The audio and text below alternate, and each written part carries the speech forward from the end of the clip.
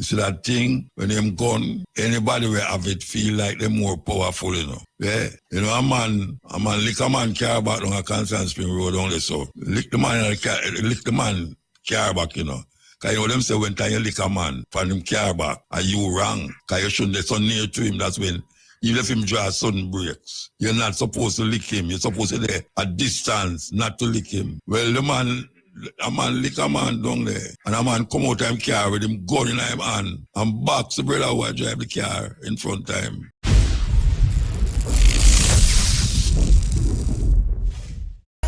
Good night. Today I with you upon the cutting edge. And next Wednesday night, this is the October we there, no? Yeah, October we now. Yeah, man. We feel good tonight because guess what? The rain stopped fall from in the afternoon and now it's cool. It's not hot, it's cool. Yes, we're there with you. Yes, that's how we started, you know. Yes. Cutting edge. How long we are going to know? Till a long time, trust me, before most of you will listen to me band. We did there. We don't come like we slow down. We don't slow down at all. Because we have this thing I do and we have to do it. Continue to do it. So, we hear a news that come out say the war in Palestine there between the Israeli and the Arabs. Trump, the three of them attack between the Hamas. So the three group attack, Hamas, Israel and Trump, and them come to a arrangement for ceasefire and for release all the hostage them. Yes, so we're going to see how that will work out. Yes, release all of the hostage them and ceasefire. Now we don't know why me feel say the man them will release the hostage them and then Netanyahu will start back the war. Yeah, that man where it comes to me like I saw him steer. It comes to me like I saw him steer.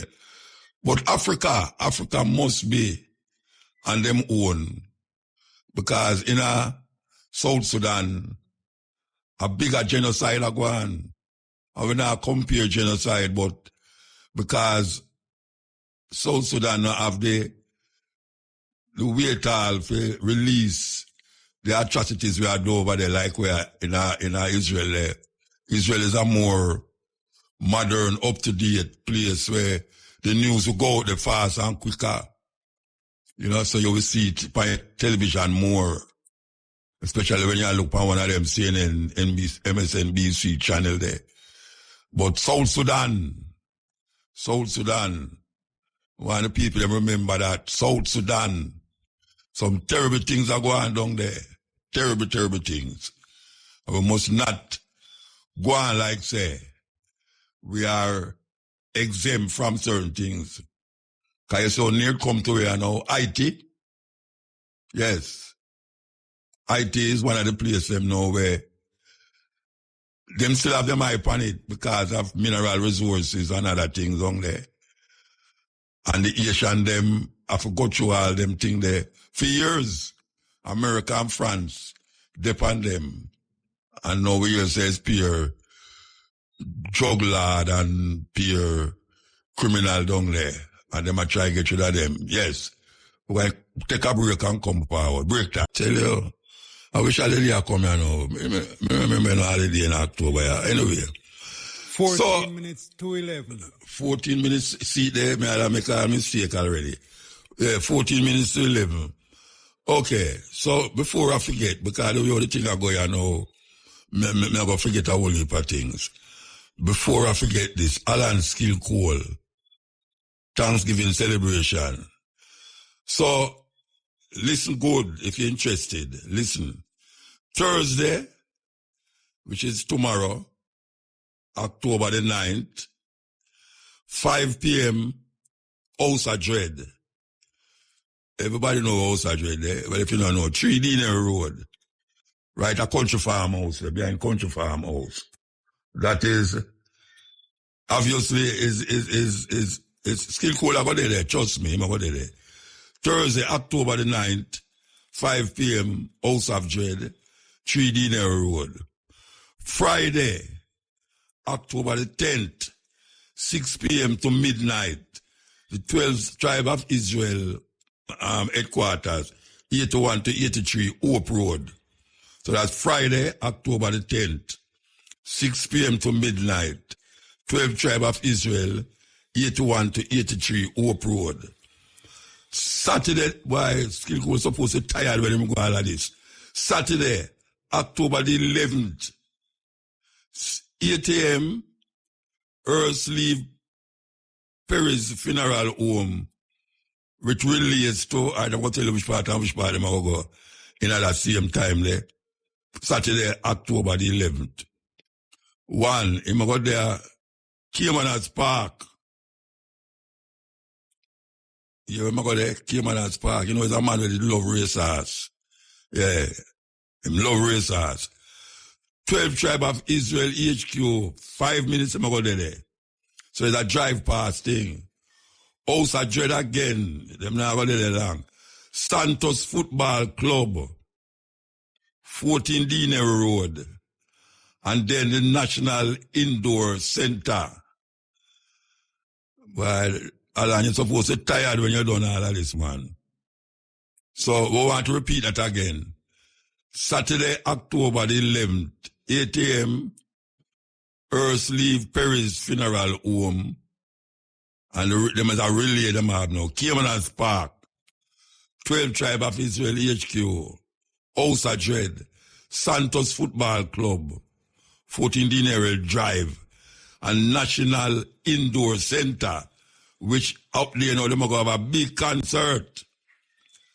They're going to start from 9 a.m. here, drumming and viewing of Alan, musical tribute by couple of artists. Well, I can't even name out the amount of artists them, but yes, it's there, so it's there. And then, it going out from 11 a.m. Yeah, 11 a.m. to 1 p.m. This is after the drumming and thing. They're going to have a Thanksgiving service. That is between 11 a.m. and 1 p.m. They're going to have a Thanksgiving service. And then procession lead to the cemetery at Shooter's Hill. So that is a itinerary there given to me by the organizers. Procession lead to the cemetery. After the concert,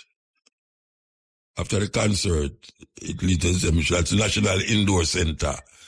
Everybody knows about National Indoor Center there. All right, so I don't need to go back over that. Everybody hear what I say, but I can do it again. Thursday, October the 9th, 5 p.m., House of Dread, 3 Diner Road. Friday, October the 10th, 6 p.m.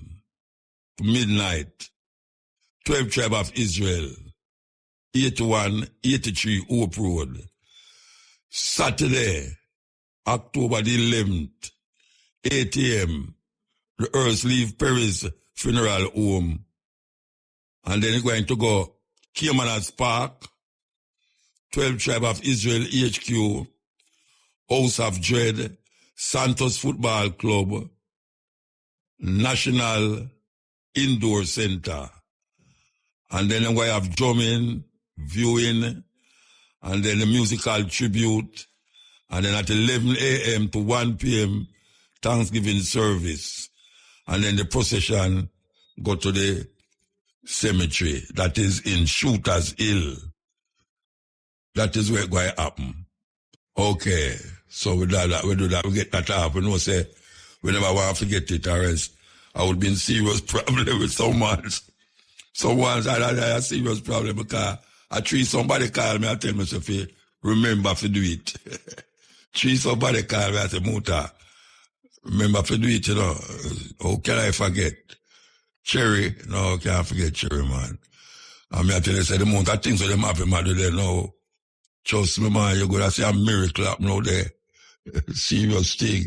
We will go back to this tune now, you know.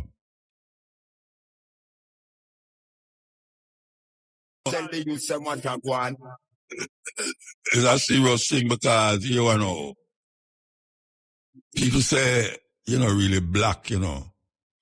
It's not a black, you don't have no white people, you don't have no black people, but you know, missy black woman and missy white woman. Me go to Europe and see white woman. When I say white, I mean like no blood, no dead, so. White. When I say white, I mean white. Now we here. May I tell you? I see black woman in a Senegal. Tall and black. When I say black, if them stand up in the night, man. If them stand up in the night, the only thing you're going to know is somebody stand up there. If them have on a colored clothes, or if them open them mouth, because them teeth white like what? Missy black woman. So, when you hear a man talk about black, now they are white, this and that. You have black people, you have white people. Don't go person not see it is yellow. Because them say Chinese are the yellow people them, but I never say a yellow Chinese yet, but me say almost, what you call it, white. Not as white as the Canadian them do. But it's something with there. It's something with there. You may not see. I mean, me not see no Jamaican in a Jamaica where really black as it relates to black. Like when you go Africa there. Me I tell you, man. Anyway.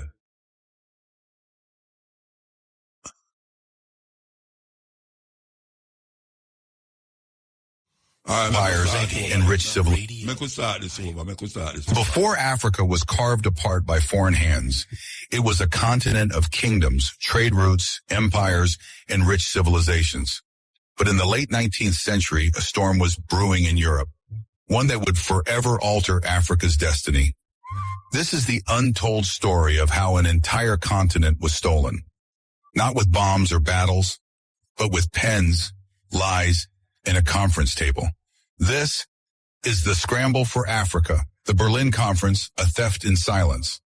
In 1884, in a cold room in Berlin, European powers, led by German Chancellor Otto von Bismarck, gathered to decide the fate of Africa. No African leaders were invited, no kings, no chiefs, no elders. 14 European nations and the United States drew borders like slicing a cake, claiming entire nations they didn't understand. Britain snatched East and Southern Africa. France grabbed the West. Belgium's King Leopold II seized the Congo. Not for Belgium, but for himself. He called it the Congo Free State. But it was anything but free. 10 million lives lost. Workers who failed rubber quotas had their hands cut off. One of history's forgotten genocides. African envoys wrote letters, pleaded, and sent messages for peace. But their words never made it past the European walls. Cultures, sovereignties, and histories reduced to zones of profit. By 1900, over 90% of Africa was under European rule. Entire civilizations were uprooted, languages outlawed, cultures demonized. But Africa did not kneel. From the mountains to the coasts, from the deserts to the forests, Africa resisted.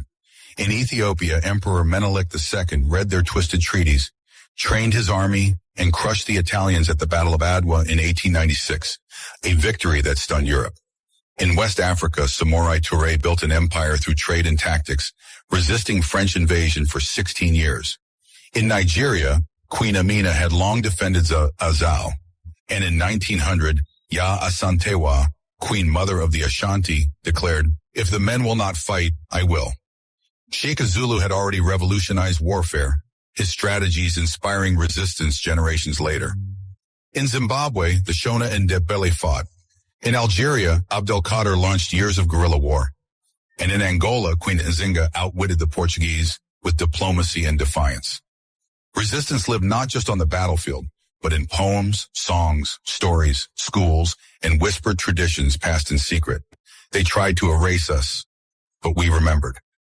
Divide and rule, the empire's silent weapon. When brute force wasn't enough, Europe used division. In Nigeria, the British propped up certain tribes over others. In Rwanda, Belgians created ID cards separating Tutsi from Hutu, artificial lines that later exploded in genocide. In Congo, children were taught to worship their oppressors. In churches, our traditions were labeled evil. In schools, our names, heroes, and histories were erased. We were taught to speak foreign tongues, to serve foreign kings. But even then, resistance simmered. African intellectuals wrote, questioned, and taught in secret. Poets, parents, and prophets carried the flame of truth. Economic theft disguised as civilization. They claimed they came to civilize, but they came to steal. Gold, diamonds, rubber, oil, cocoa, cotton, drained to feed Europe's factories and finance its empires. In Congo, forests became death camps for rubber. In South Africa, black laborers dug for gold they'd never hold. In Ghana, cocoa funded Britain, while locals remained poor. Railroads were built, not to connect towns, but to move resources from mine to port. Taxes had to be paid in money, which could only be earned by working for the colonizers. It was theft disguised as development. The scramble's lingering shadow independence may have come, but the blueprint remained. Borders drawn in Europe still divide families, tribes, and tongues. In some nations, 5 official languages. None are African. Colonial laws still shape our courts. Schools still teach European kings over African heroes. Africa grows what it doesn't eat and eats what it doesn't grow. Our resources build luxury and tech abroad, while our youth remain unemployed at home. And when things break, the world blames Africa, not the system that broke it. But make no mistake, the scramble never truly ended. It just changed its name. Africa remembers. The resistance lives. They tried to bury our heroes, but we remember. From Samurai Touré to Ya Asantewa, from Shaka to Nzinga, from Abdul Qadir to Funmalayo Ransomakuti, the fight lives on. Some wielded swords, others wielded words. Some built armies, others built schools. Resistance lived in spirit, in the soul of a continent that refused to be broken. Reclaiming our voice, rewriting the story. For centuries, others told Africa's story. They called us backward, primitive, tribes without history. But we were never lost. From Timbuktu to Great Zimbabwe, our history was written in stone, song, and stars. Today, African scholars, filmmakers, artists, and youth are reclaiming what was stolen. We're renaming streets, rewriting textbooks, restoring symbols. The internet is our drumbeat. Diaspora voices echo across borders. We are not just reclaiming land, we are reclaiming identity. Because when you control the story, you control the future. We are more than victims. We are visionaries. We are the descendants of warriors and the keepers of memory. The scramble for Africa took our voice. This time we're taking it back. If this story opened your eyes, expanded your knowledge, or... Yes, may I tell you, serious story that them take over Africa without firing a bullet. So, I saw it there. School, and that are the team for the night, yeah. May I tell you, why are when African people are going to wake up, Louis? How much people have to come say the same thing over and over. All black people are look for is heroes. You know, we don't need no more hero. We have enough hero for survey. Forever and ever. We don't need no more hero, but it seems as if that is where we get hung up with. You need somebody to look up to. Yeah, you need somebody to look up to. You see, most of the black people them right now I look up to a man who them don't even know if him did exist or not. Him supposed to come save them. Look how much things we got through already. We should have get saved long time from the ship them a come across the ocean. At that time him should have saved we. But we come across you know, and after 500 years we still a look for him come save we. Save we from what? And if look where the people them where them do we. Look down for them situation and condition in the earth. That's serious problem we find ourselves in now. Serious problem. Is it because I'm black? Originally done by a brother named Sil Johnson. And soul music from in the 60s there. So, Burkina Faso.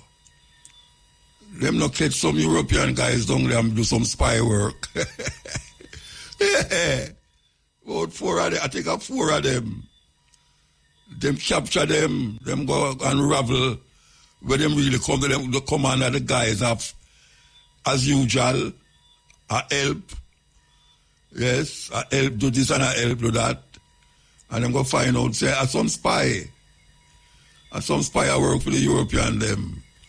So, we don't know them are going to try them, or them are going to execute them, but we are going to listen out for here, we really are going to go on with them, man, there. Because I would like to be in them position. I would never be in them position, as a matter of fact. But them very presumptuous. Hey, I was about 20 at time and try get rid of Tuareg, about 20 at time already. Yeah. And, so you have people who go, I wish part him there. I don't know him call it in palace or whatsoever. And them sleep down there just to protect him. And I don't know joke business, Them sleep, spread up things in the roadside. Sleep down there just to protect him. Yeah, that is how serious them people there is about them leader and about that leader specifically. Yeah. Them no business about bed and thing, no. From him inside there, they want to make sure say no guy, not try nothing. Yeah, they would have to send a drone down there. Forget rid of him. Yeah, man. We feel good for no say the people them rise to that occasion there for say, yes, we have a leader here now and at all costs, we're going to protect him. Because so much of the ones them will come, they murder them. I mean, we can count them, man. We can count them, all the ones them who they murder. Just to control the wealth and resources and the people of Africa. We take a break. See the video them? You see the video them on TV, Rasta? You talk about cock up and skin out. You see the video them? First time, them skin out with clothes on, now them skin out without clothes on. I wonder if you see where I go on in Jamaica. Yeah, man. You know how much things we give the world, man. How much consciousness, how much understanding of self and thing. Man, them a skin out and a rapper-pam-pam. Give them rapper-pam-pam. Look like them want to give everybody them rapper-pam-pam. And the man, them a juki. I tell you, when we reach this, man, look on all them tune now. Our sister sit down and write this to really give her inspiration to the woman them. And you look on the TV, on your YouTube, on your phone, and your what was, and your whatsoever them all call the other one, TikTok. And you see the woman them, and you wonder if them be listen or them hear. Them not listen. Them hear it, but them not listen. Serious thing. And that's how they do. And that's how they I don't even have time signal there, so no. I don't even know where I'm going. All right, I'm going to play something there. Don't make no time signal there, so. Here we go now. Here we go. The National Urban League has recently published its annual report on the state of Black America. The League is one of the oldest research organizations in the Black community, documenting the levels of national oppression and economic exploitation. Its first report was released back in 1976, and it was titled Locked Out, A Message to the Next President, documenting the political and economic struggles that blacks faced at the hands of those who were in the White House and on Wall Street. RT correspondent Ashley Banks gives us insight into what's revealed in the 2016 report. African Americans remain oppressed and locked out in the U.S. Now, that's according to the National Urban League's recent findings in its annual report on the state of Black America. In 1976, the League released Locked Out, Education, Jobs, and Justice, a message to the next president, which provided evidence to suggest African Americans remain oppressed in the U.S. Now, here we are 40 years later, and despite the fact the first African American president was elected in 2008 and again in 2012, the fundamental problems facing the Black population are still unresolved, 151 years after slavery was abolished.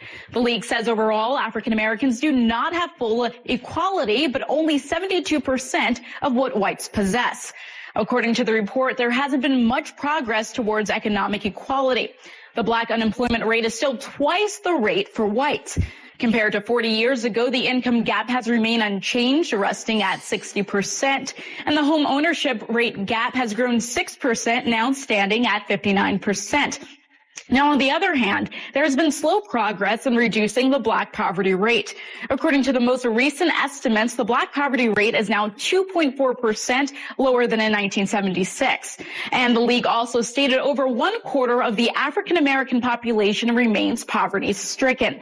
The worst state in the U.S. for African American unemployment is Illinois. More specifically, in the city of Chicago, a lot of African Americans are faced with poverty, inequality, and joblessness, giving way to why crime is so high in the city.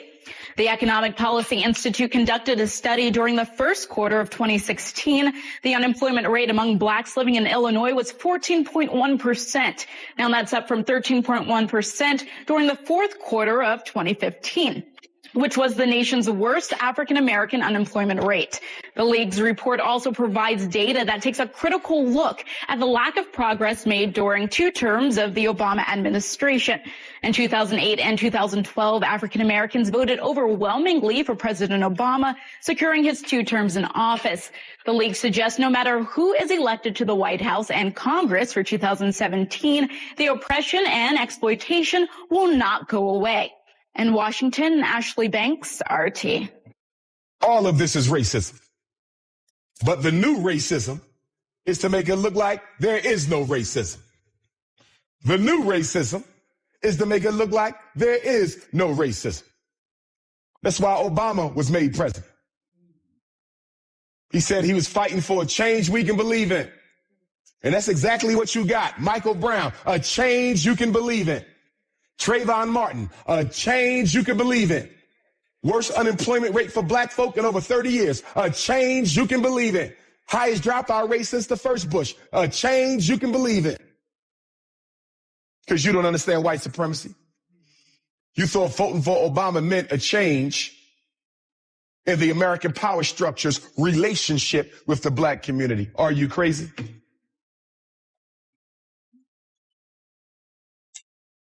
A change you can believe in. And the saddest thing, what really bothers me about President Obama, he did nothing for black children this whole time he was in office.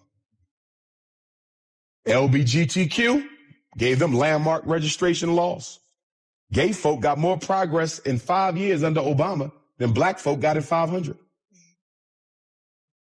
Illegal immigrants, landmark legislation. Latino, landmark legislation. White women, equal pay act. What did black folks get?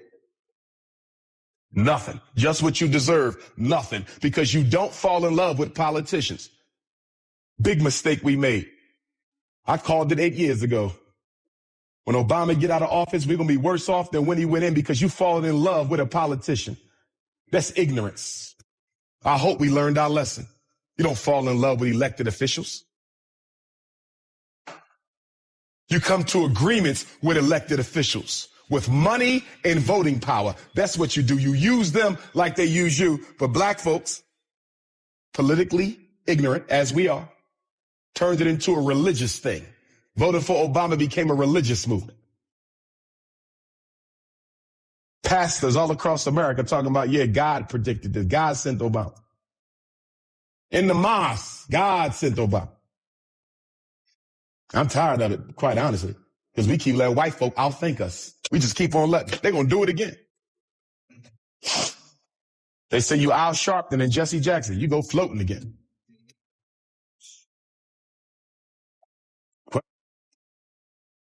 Yes. What liberty? So, after Obama, you have Trump. Trump did it. And trust me, man, him turn it up. In a film, like up 4 years with him did it, 5 years. And now him come forward again, yeah, so wickeder than the first time. So, the black man, him never do nothing more than so. The white man come, him turn it on, now him come back again, and trust me, 10 times 10 times 10, and that's it there. We don't need no more hero now, we need to stand up, get up, stand up for our rights. And not that we not stand up neither, you know. But somehow we are sit down too much. The white woman has been the only woman we have had an opportunity to study every day of our life. On television, in every magazine we ever picked up, in every newspaper, on every radio. She's been the only model we have had. And if we think that that's not important, then we need to, look at that again. We have studied that, and we have made up and came up with requirements that the white people have set for us for our man. And if he cannot come up to those requirements, then we have decided that he is impotent and unable to be our man because he's disqualified, because he does not qualify by the standards that the white people have set up. We think a good, successful relationship is one where everything goes our way. The first time it stops going our way, then we got a serious problem. We want our man to do everything we tell him to do, but we don't want to do anything he tells us to do. They have told us that the only provision that the black man is qualified to give us is one of money. And we have made finance the major focus of our relationships with them. We have made the one thing that most of them don't even have be the criteria. We have been taught that if they do not give us money, that we are not to even allow them to be a father to their child. We have been taught that if he does not give us money, that he is not qualified to tell us what to do. We have been taught that if he does not give us money, that he doesn't have any rights in the home. It's whoever is making the money who has the rights. That's not our system. The black man provides more in a black home than just financial support. He provides direction, guidance, gratification, fulfillment, and discipline for our children. We have to say part of this again now. We have to play back part of that thing. Trust me. We have to play back part of it. They have told us that the only provision that the black man is qualified to give us is one of money. For our man. And if he cannot come up to those requirements, then we have decided that he is impotent and unable to be our man because he's disqualified, because he does not qualify by the standards that the white people have set up. We think a good, successful relationship is one where everything goes our way. The first time it stops going our way, then we got a serious problem. We want our man to do everything we tell him to do, but we don't want to do anything he tells us to do. They have told us that the only provision that the black man is qualified to give us is one of money. And we have made finance the major focus of our relationships with them. We have made the one thing that most of them don't even have be the criteria. We have been taught that if they do not give us money, that we are not to even allow them to be a father to their child. We have been taught that if he does not give us money, that he is not qualified to tell us what to do. We have been taught that if he does not give us money, that he doesn't have any rights in the home. It's whoever is making the money who has the rights. That's not our system. The black man provides more in a black home than just financial support. He provides direction, guidance, gratification, fulfillment, and discipline for our children. Yes, I see your thing. I hope you're not listening. I hope you're not listening. Stand, Black attack. rise, realize. Yes, Carla, yeah. Hail Mutabaruka, Black Attack. Yeah, man, blessed man.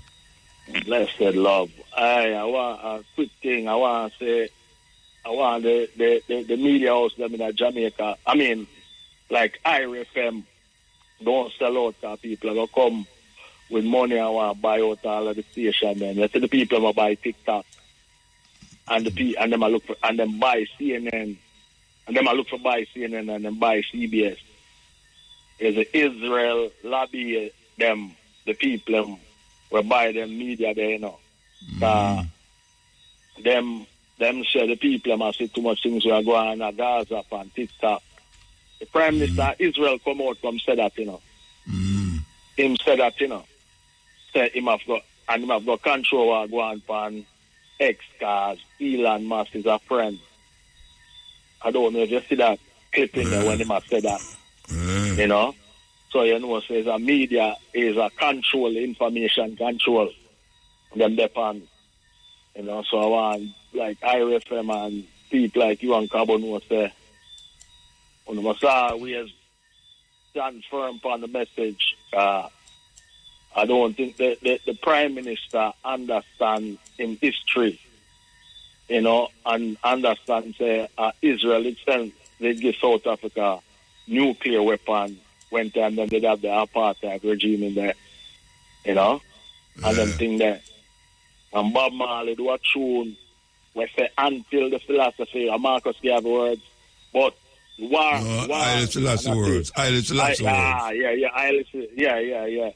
And I say Ziggy Marley, Bob Marley son, go do concerts for the idea. So I don't know, like a whole heap of we are sleepwalking our own judgment, you know.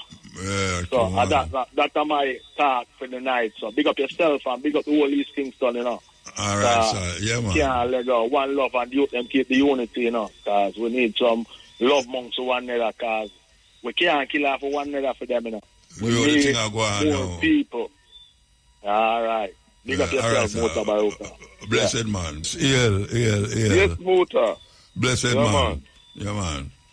Yeah, man. Now say, Keir Starmer under pressure, man. You see the digital ID thing where they do they propose. They must have back off, man. Because people across the political divide, irrespective, against this, because this digital ID thing would control your movements.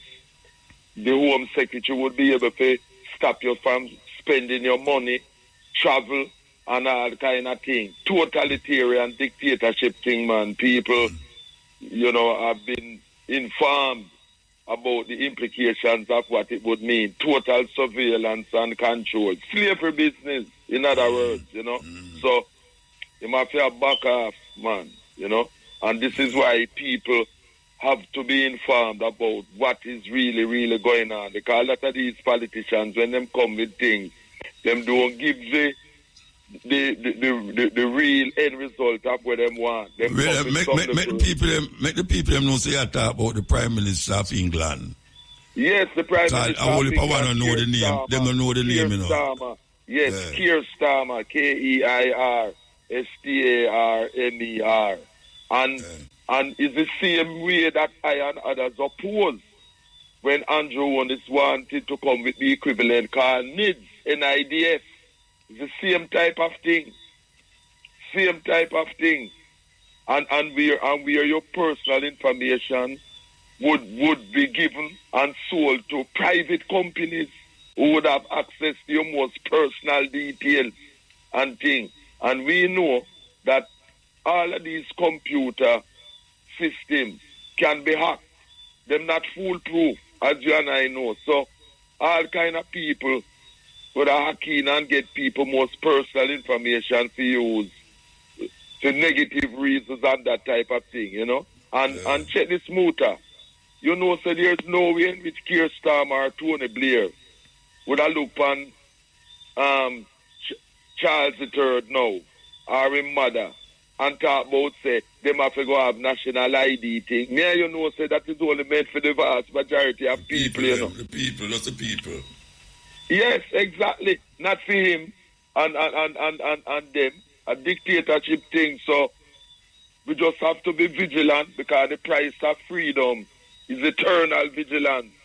So back with that, we're glad all people arose in Britain, petitions and things, and it's the same way needed Black Sounds and other people against NIDS, which was the equivalent. Some U.S. company did want to have that in Jamaica, and we have to knock out against Jones and say, none of that, no dictatorship thing. They want to control people, movements, how much money them spend, where them go, them can stop you and that type of thing. For real, And by the way, Muta, Gilbert Sibbles was 100 years old on September 17th, That's Leroy Sibbles' father, Oh, yeah? Yeah, man, 100. Him have the same birth strong as our teacher, their technical, Marcus Garvey Jr., who would have been 95 on the 17th of September. But, he died 5 years ago, and thing. Yes. So, Gilbert Sibbles, Leroy Sibbles, king of the reggae baseline father, man. 100 on September 7th. And we wish all of our people long life and prosperity. And it start get cold up there yet? It start get cold?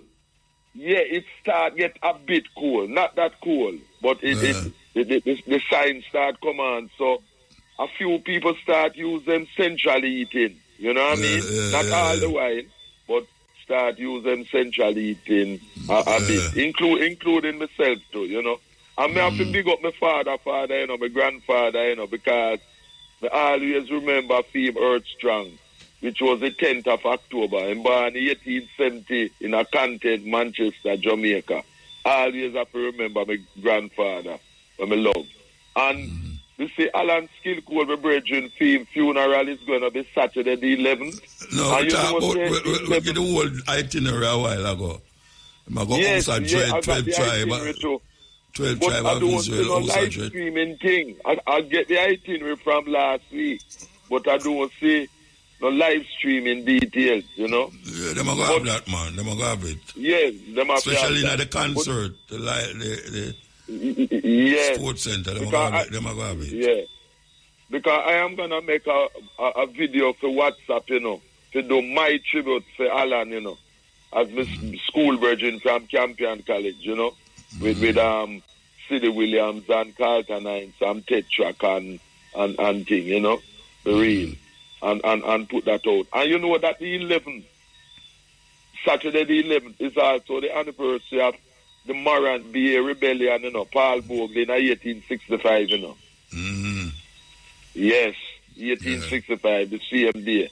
And on Sunday the 12th is African Holocaust Day remembrance that Marcus Garvey Jr., as the 7th President General of his father's UNI and ACL, decreed to be observed in 1992 when he became the 7th President General of the UNI and ACL, the largest Pan-Africanist organization in history, which his father founded. We remember... No, yeah. By the way, I never mentioned, say, me and Tommy Cohen, I got host the thing in the sports center. The indoor sports center. Yeah, I mean, and Tommy, I got host that. Tommy Cowan. The Jamaican. Yeah. That is good, man. But I don't want to cut you from where you say about Marcus Garvey Jr. there, You say something there, I'll cut you. Yeah.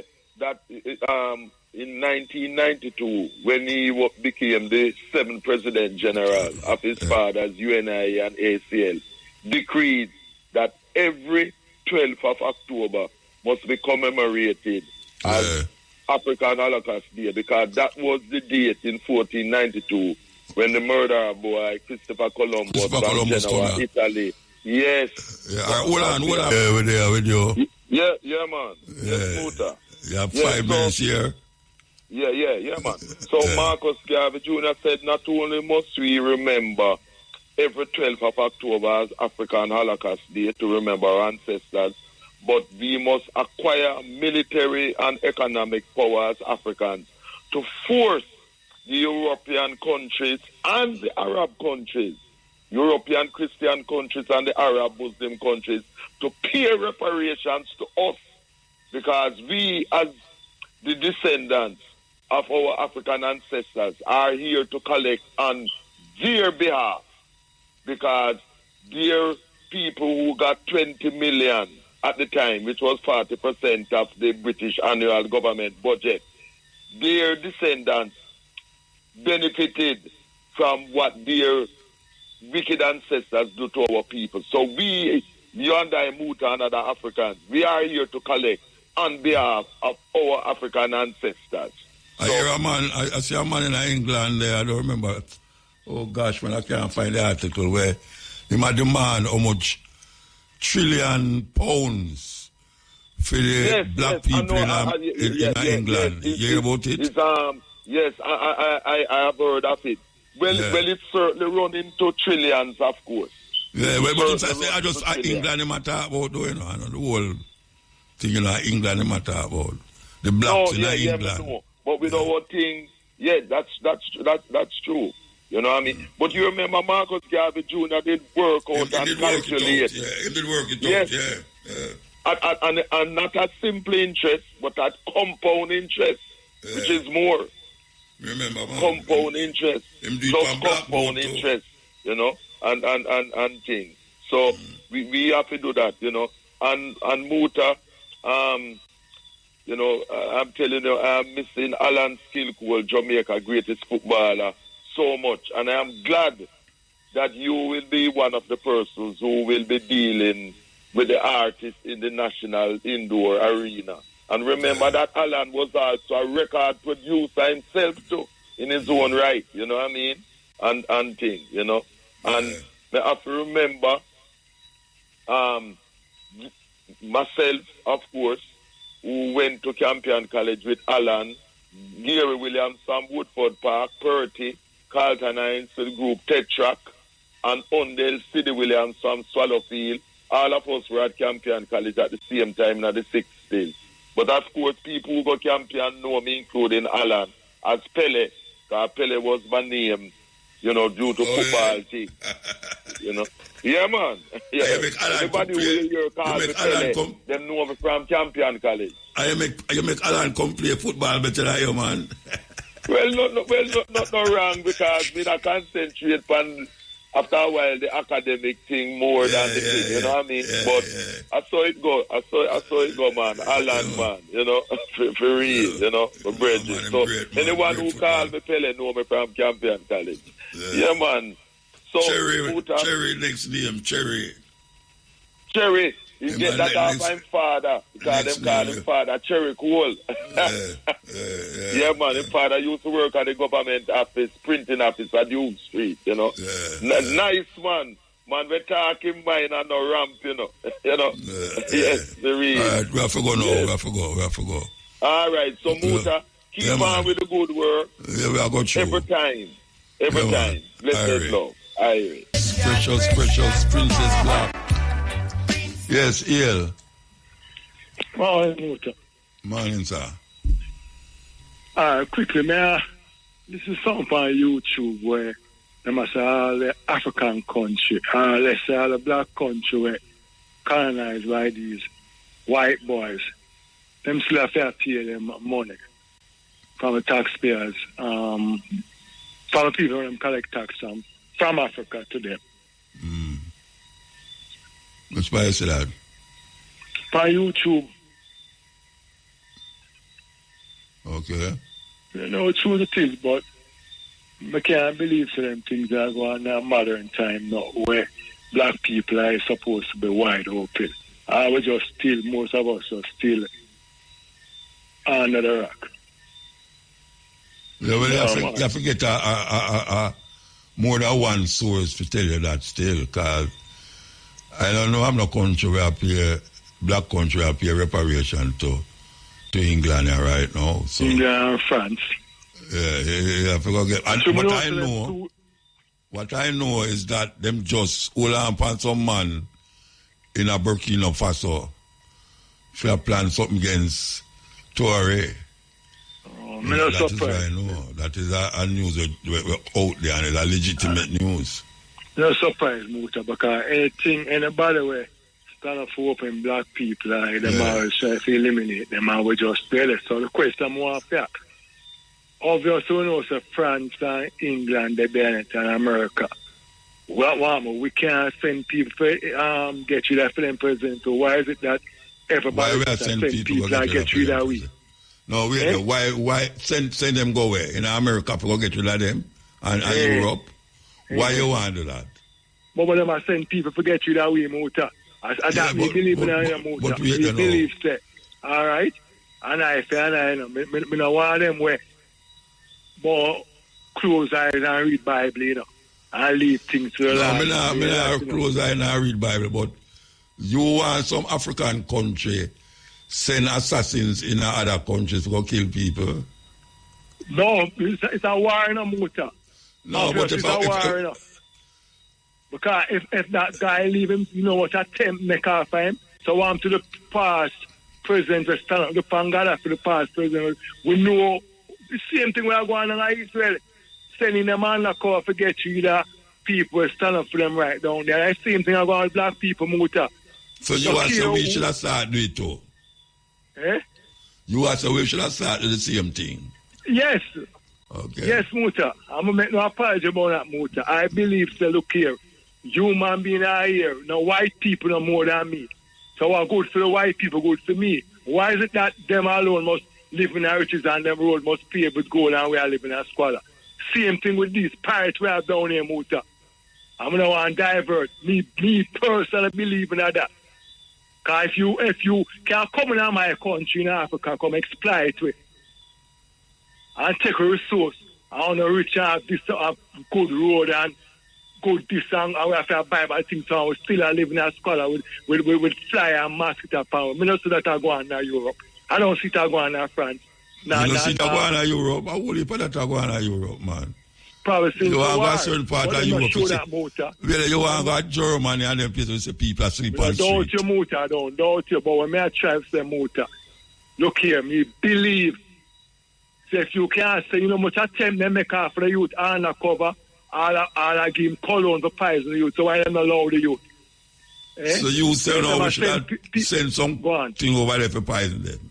Yeah, because it's an enemy thing. Right. It's an enemy thing, Muta. You don't give enemy ice cream. All right. Look for police out there, some Muta. All right. I watched 2 videos with a guy named Montague and the other one one from Westmoreland and the same one around down the street. I mean, one little idiot. I call JSPFM and say, why the boy I'm going to run from the police? So if in a house, why you should not run from the police? If me pull my door, Mr. Gunman, I'm going to run. Then I justify nothing Motor. I run for my life. You're supposed to see the police them come and you welcome the police them. So my thing is that the guy them don't have nothing where you'd have to attack them like.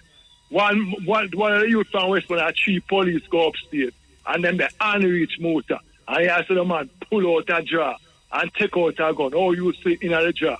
Unreached, sure or not. If we're not praying the man, not allow the man for free enough. If we come for a gunman Motor, I come for a man where accused of something. From me and my present, is it I'm not sure we handcuff him same time. How is it that him have so much free time for them go upstairs for you to pull out a jar to take out a gun? That makes sense. Because black people life no follow nothing out here, US and the rest of the country. So we have to start make a boy know so look here. If you give me ice cream, I'll give you back ice cream too. As simple as that. And you watch if it not change. Because anytime you start... Really, hold on there. You feel, say, if you go in Europe, go assassinate a president, it will change. What will change? They will stop doing it? Yeah, man, it will change. Like what? Change like what? Like what am I going to change? No, when them start respect black people because them realize... What kind of respect you say them will get? What kind of respect you say them will give them? Repeat? What kind of respect them going to give you when we assassinate them president? No, but Muta, why is it the question, Max? Why is it that them are we? Because them have the nature, that way there. I don't know if black people have that nature. No, but it's supposed, nature is something where you're instilling on yourself because somebody did something to you, Now because a man thumping on your face, nature not tell you for thumping back, And you are decide that. All right, then Muta, question now. Oh, we will mitigate the problem. So if a man come in our community now and shut up the place now, you have to find him community and shut up the place too. No, find the man. No, I don't believe that. Find the man. No, that me I said. So the man who you go assassinate in Europe now, I know him come in your country come assassinate somebody, Am I undercover? Yeah, so me I say now, a whole heap of them youth get hired to kill people in Jamaica, Different program tomorrow, totally different, you understand? So here we're going to do. We're going to take the last break and then play some more music and take Carl said with. All right, last the 19th. IRFM will be there. I will be there, yes. Whole day. Usually when we talk about masculine, we are thinking about America. But now we have to think Jamaica. No. Masculine, the police, them go with. I feel laugh when I say that, because believe you me, you see when you have authority, and one of the authority where you have is can hold in your hand to do what you want to do. And say, there's a possibility, more than likely, you will do it and get away with it. It's a serious thing. It's a very, very serious thing. You see that thing? When them gone, anybody will have it feel like they're more powerful, Yeah? A man lick a man car back on a Constant Spring Road only so. Lick the man car back, Because them say when time you lick a man from him car back, and you wrong. Because you shouldn't be so near to him, that's when you let him draw sudden breaks. You're not supposed to lick him. You're supposed to be at distance, not to lick him. Well, a man lick a man down there. And a man come out of him car with him gun in him hand and box the brother who drive the car in front of him. Can't believe that. Box the brother. Check out him gun, I mean, the man, there must be a police sorted. The man lick the man in back of him car and him jump out of the car, take out him gun and box the other man. Me I tell you, Rasta. And I near the police station too, And near the police station of Constant Spring. Me I tell you, it rough out there. It's rough out there. Kenyans and the president is being deported. Liu Jiaqi was referred to Kenyans as, quote, poor black smelly monkeys, end of quote, is being deported this evening. His flight is set to leave the Jomo Kenyatta International Airport at 10:45 p.m. The Ministry of Immigration says he was deported on racism grounds hours after his permit for selling motorcycles was cancelled. The Chinese embassy in Nairobi says that the remarks were personal and do not in any way represent the views of the vast majority of Chinese people. Yeah, it's like you are punishing me. It is a clip that has gone viral on social media. Chinese national identified as Liu Jiaqi hurling insults at Kenyans. In the video captured by an employee at his motorcycle shop in Ruiru, he refers to Kenyans, including President Uhuru Kenyatta, as monkeys. This is all the Kenyans, like a monkey. Even Uhuru Kenyatta. All of them. It's like a monkey? Yeah, sure. The president of this country? Yeah, sure. Liu, who was nicknamed Judge by his employees, brags that there is nothing poor, black, smelly Kenyans can do to him if he fires the employee. Here. You don't care? I don't belong to here. I don't like here. Like a monkey people. I don't like. Talk with them. Smell is bad, and poor, and British, and black. Who like them? Why not the right people, like the Americans? Then why are you coming to do business in Kenya if we are poor, we are black, for money? The government was quick to act. Liu was arrested and his work permit cancelled. Through its Twitter handle, the Immigration Department said Liu Jiaqi, a Chinese national who was arrested due to his racism remarks, has been deported. But the move, it appears, was not good enough if comments on Twitter are anything to go by. In response to the message by the Immigration Department, many are of the view that he should have been arraigned in court. Kimani says he was within our jurisdiction and the crime was committed in Kenya, so why didn't you charge him? Kadungu Kisumba asks, why deport while they jail our people in China? To Eric Barasa, this could be how the Chinese see us.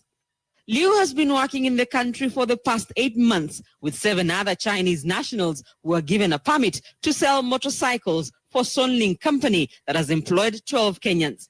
Another fact that has angered Kenyans on Twitter is just how he was given a permit to sell motorbikes, something that can be done by Kenyans. In a statement, the Chinese embassy in Nairobi, through its spokesperson, said the personal talk and the personal feeling of this young man does not represent the views of the vast majority of Chinese people. It is not the first time the Chinese have been linked to racism remarks and actions. In July, the Standard exposed the mistreatment and discrimination of Kenyans working for the Standard Gauge Railway, who are not even allowed to share tables with their Chinese counterparts in the restaurant. Kenya and China enjoy good trade relations, but for some of those who interact with the Chinese at a personal level, the relations are totally different. Rita Tinina, KTN News. You hear that? That is racism. In Kenya, the man taught them something, you know. The China man tell them, you know, so them black and ugly like monkey. And them not care. And him not go to no jail. All them do is just revoke him visa and tell him to go home. Yeah, man, I saw it go. I'm going to stand up here and joke all the thing. They joke all the thing. I don't know, say, them thing they exist in our earth. All we don't know. All we are going, and I go like we don't know. It's a go on, we know, but guess what? We are blind right to it. Totally a blind right to it. Here we go. Now the details. The attorney representing People's National Party caretaker for St. Andrew West Central, Paul Buchanan, filed a claim in the Judicial Review Court today, challenging a recent ruling of the Constitutional Authority. This relates to the results of last month's general election, in which Buchanan lost his seat to Prime Minister Dr. Andrew Holness. Buchanan was seeking to have the results overturned, citing ballot box irregularities, intimidation, and voter suppression among the reasons. However, the Constitutional Authority determined that the matter presented by Buchanan did not satisfy the standard outlined in the Election Petition Act. Buchanan's attorney Hugh Wildman told RFM News that his client is challenging the decision of the Constitutional Authority to refuse his request to refer the matter to the election court. So my client filed an application today for judicial review to challenge the decision of the Constitutional Authority not to refer the matter to the election court, which is the body, which is the court that is supposed to determine whether there was in fact evidence of electoral malpractice to void the election. So that was done today, and so the application is not to be determined by the court. Attorney at Law Hugh Wildman. Jamaica has become one of the first Caribbean countries to implement clear rules for how artificial intelligence, AI, can be used in its courts. The guidelines were announced by Chief Justice Brian Sykes today. They are designed to ensure that AI enhances justice delivery without undermining fairness, accuracy, or integrity. The rules apply to the Supreme Court, the Revenue Court, High Court, and Circuit Court divisions of the Gun Court.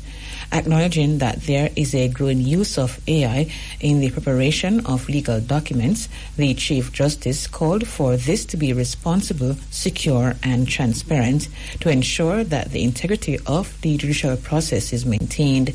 He noted that there are numerous benefits of generative AI. Generative AI will enhance efficiency and streamline court operations. It will simplify the preparation of legal submissions, reduce clerical delays, ease the filing process, and support self-represented litigants. Court staff will also use AI to improve document management, case scheduling, and information retrieval, ensuring proceedings are faster, more accurate, and transparent. For ordinary Jamaicans, these changes mean faster access to justice, clearer processes, and a system that works for everyone. Chief Justice Brian Sykes. The Chief Justice has also urged attorneys to thoroughly review documents done with assistance of AI before submission to courts.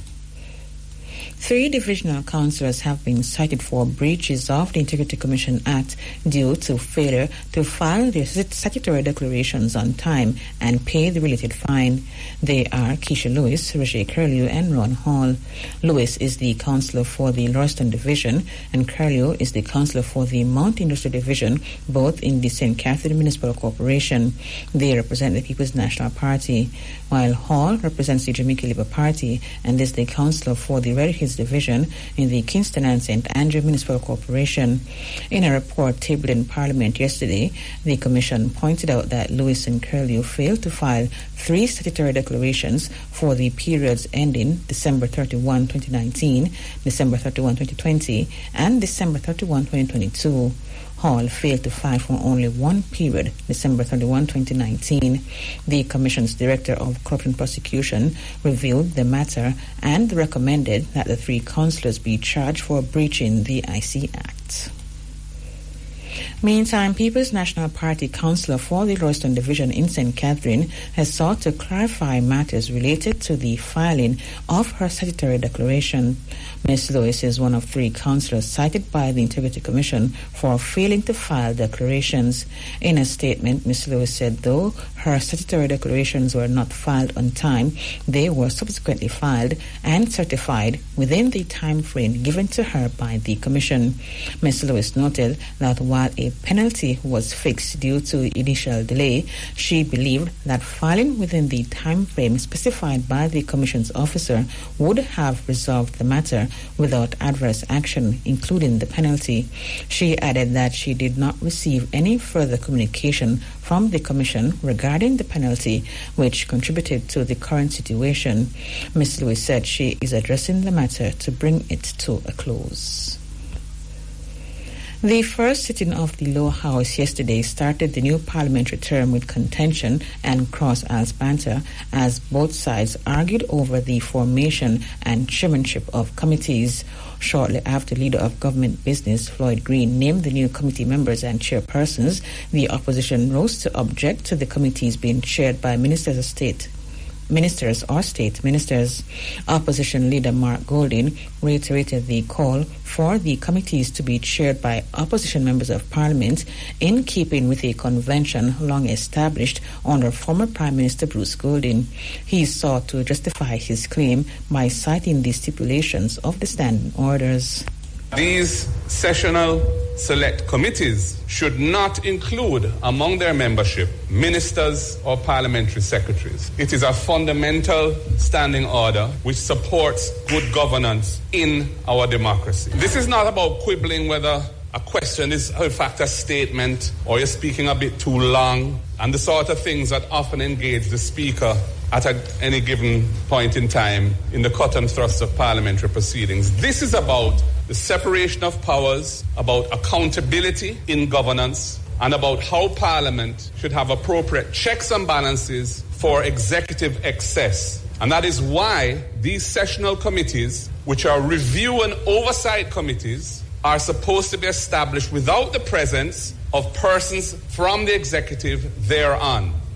Mr. Golding expressed disappointment with the action of the government, adding that the opposition will not support it. So the government has the majority on the committees and the government appoints the chairman of the committees. That is the antithesis of oversight. As a member, the newly minted member for Northwest St. Catherine said, that is not an arena of accountability. That is a ring of self-defense for the executive.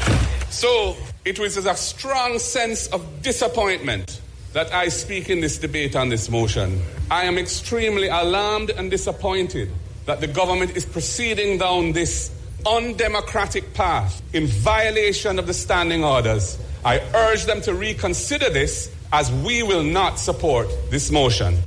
Opposition leader Mark Goldin. In response, Mr. Green said the opposition leader was being selective in which section of the standing orders he cited. Mr. Green also noted that the notion that a parliamentary committee cannot be chaired by a government member is a false one. There is a fallacy that is paraded around as to whether the committees function better under opposition rule, chairmanship, which was a brief point in our history.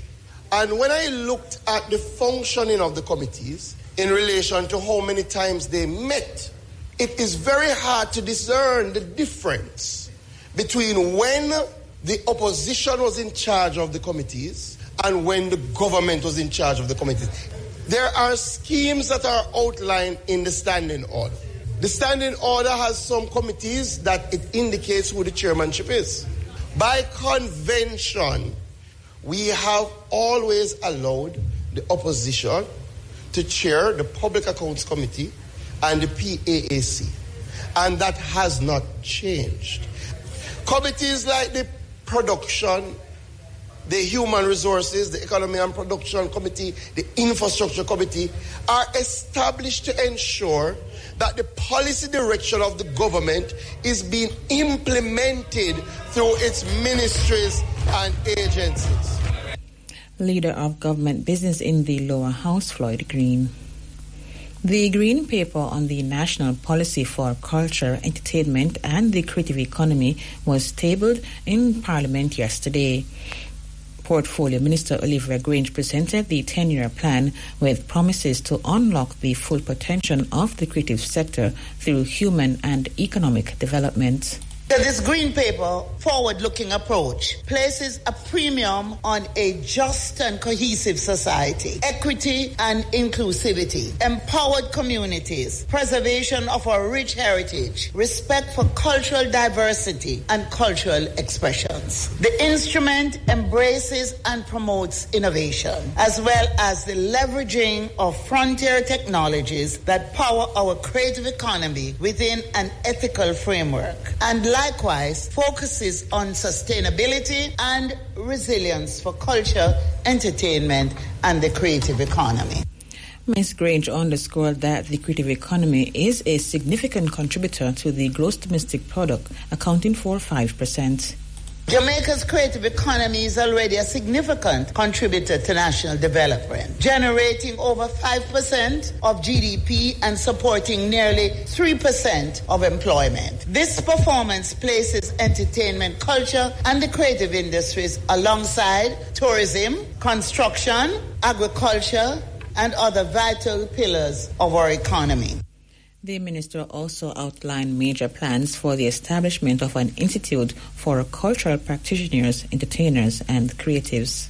Central to our plan is the establishment of the Institute for Cultural Practitioners, Innovators, Entertainers, and Creatives, which will serve as a center of innovation and excellence with culture and heritage-focused offerings, along with cutting-edge, flexible education and professional development opportunities in the wide array of creative disciplines. And this will include the arts, digital technology, archaeology, gastronomy, heritage conservation, and many other creative entrepreneurship. The Institute for Creators and Innovators will provide the full range by leveraging local and international partnerships, envisioned to include our universities and colleges to champion human development. Minister of Culture and Entertainment Olivia Grange. Jamaica and Barbados have threatened their partnership to advance regional livestock production. The countries held bilateral talks at the 19th Caribbean Week of Agriculture focused on strengthening the region's small ruminant industry, including the expansion of the black-belly sheep program being driven by Barbados. This and other local initiatives form part of Jamaica's broader commitment to revitalizing the livestock industry, expanding small ruminant production, and positioning the country as a leader in sustainable meat production across the Caribbean. Agriculture Minister Floyd Green highlights the efforts to advance the region's drive towards self-sufficiency. Barbados' efforts to scale regional livestock production align closely with Jamaica's own vision for growth. So we are moving decisively to strengthen our cattle and small ruminant base, improving breeding stock and protect our genetic lines. And I'm happy that together with Minister Ware from Barbados, we're playing a role in advancing our region's collective drive towards greater self-sufficiency and food security. Agriculture Minister Floyd Green. Jamaica's investment in livestock genetics and research have already begun to yield measurable progress to enhance herd quality and output. The Agriculture Ministry says these advancements complement Barbados' leadership with the black-belly sheep, a breed native to the island and recognized across the Caribbean for its adaptability, meat quality, and regional economic potential.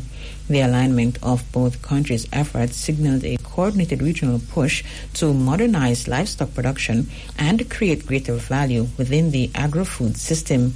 In addition to livestock collaboration, Mr. Green and Barbados' Minister of Agriculture, India Ware, agreed to implement a joint youth exchange program under the Regional Youth in Agriculture Strategy to strengthen cooperation in livestock and crop production. It is expected to begin by the fourth quarter of the 2025-2026 financial year. A 17-year-old male was shot and killed in Crooked River, Notta Bay, St. Mary last night. Dead is Raheem Smith, otherwise called Murder of the Community. Reports said at about 10 p.m., gunmen entered a yard and opened fire before escaping in a waiting motor vehicle. When the shooting subsided, Raheem was seen with gunshot wounds. The police were alerted and Raheem was taken to hospital where he was pronounced dead. Residents of Texley and Kingston are calling for members of the Jamaica Defense Force to be deployed to the community to ensure peace and safety. The appeal follows a mass shooting in the area last evening. Police say at about 8:45 p.m., several persons were sitting at the premises in the area when a motor car approached them. The occupants of the vehicle reportedly opened gunfire at the group before driving away. 6 people, including 3 children, were shot and wounded. One resident believes that if soldiers are in the area, the shooting would not have taken place. If a soldier was here, this wouldn't occur. This wouldn't occur, none at all, because when a soldier here, law and order in place, people know say they're enough to do certain things, so it wouldn't happen. The place just left loose. As we said before, if a soldier were here, that wouldn't happen, none at all. Soldier them need to come back in a place, man, that things can maintain and continue the same way it was, you know, because people get shot now, this get out of hand. No good. Another resident stressed that the presence of security forces will deter criminals. If the soldiers them were here like before, right? Everything will be good. When the soldiers them they hear people say them sleep till their light with them door open. So that is a good solution. Residents of Tex Lane, the Kingston Central Police have pledged to increase their presence in the area to ensure residents' safety. Transport Minister Dar Vaz has expressed sadness at the death of a Jamaica Urban Transit Company JUTC bus driver this morning. Dead is 39-year-old Dwayne Mullins of Salt Pond Gardens in Greater Portmore, St. Catherine. Reports said at about 3:10 a.m., Mullins was driving a JUTC bus along the Salt Pond Road in Dunholden, St. Catherine, when it veered into a ditch. He was pronounced dead at hospital. Mr. Vaz said the JUTC family and the wider transport sector are deeply saddened by the loss. He said Mullins was one of the JUTC's dedicated employees who served the commuting public with professionalism and pride. Vaz said the ministry stands in full solidarity with the JUTC during this difficult time. The Kingston and St. Andrew Municipal Corporation, KCMC, says it will continue to monitor Trafalgar Park and work closely with residents to reduce the risk of future flood damage. The community was flooded twice following heavy rains last month. Yesterday, members of the KCMC, including City Engineer Xavier Chavans, toured the community to assess damage and help expedite relief efforts. Mr. Chavans explained that the flooding was caused by a blocked drain running through private properties. He said the blockage has been cleared to help prevent a recurrence. We had the blockage removed so the water could run off freely. After the first flooding, the investigation was still preliminary, and then we have the subsequent rains. So after the second flooding, all the debris were removed and the blockage were removed. We have removed all those debris to ensure that the drain is running freely to prevent a further reoccurrence. But what we have seen is something that is beyond proper engineering practices, malpractices, whereas there's no access point in the drain for maintenance purposes. So if for any reason the drain will be blocked in the future, there's no way that any personnel can go in to maintain and remove that blockage because there's no access point in this particular property on Braemar Avenue. So we will be reaching out to the property owner to give them the proper advice because they would have gone and done it without our input. KSAMC City Engineer Xavier Chavans. Meantime, Nadine Thompson, whose home was flooded twice following September rains, said while she remains distressed by the lingering smell and unclean surroundings, she is grateful for the ongoing support from the KSAMC. They're trying to do what they have to do. I just have to have patience and wait. But in the meantime, I am not comfortable in my house because it's not properly cleaned and everything like that. And the smell is not good at all and all of that. But it's very frustrating. People that came here, including the mayor and people from KCC, and I'm happy about that because at least somebody came. People came. And, you know, whatever they said, it's going forward to see what they can do to help out the situation that I'm in. So I'm grateful for that. Residents of Trafalgar Park in Kingston, Nadine Thompson. A Kingston family which has been left in financial distress after their teen relative was diagnosed with type 1 diabetes is pleading for assistance. 16-year-old Sonia Smith was diagnosed with disease recently. Her mother, Shanette White, said she has had to stop working since the teen was admitted to the intensive care unit at the University Hospital of the West Indies. She's in the hospital from the 21st of September, and by the 29th of September, I get a bill for $1 million and odd. And she's not out of it as yet. Said there is more bills to come, and I've been paying a lot of bills like getting medication tested to done, and there's a lot Pampers, a lot of things I have to be buying for her. I'm trying to get donation other places to try to help. I cannot go to work because her conditions. I have to. The home put a lot of strain on me at this present moment. Noting that her daughter's ill health has put a strain on her resources, Ms. Smith is urging Jamaicans to practice healthy habits. Her food, I forgot change and she cannot eat like with nothing with high. She may forget air fryer for her. Said really I put a lot of strain on me because I don't have it, none at all. I don't have it. Everything I have, I spend it out in medication. The only thing I can say to people out there, please to take care of your health because it really, I get one bill for so much money and I keep looking out again because I know our next bill going to come say, please, as you know out there and you can take care of yourself, take care of yourself, eat right, exercise and do what you can do. Mother of Sonia Smith, Shireen White. Those who wish to assist the family may call Miss White at 876-574-5342.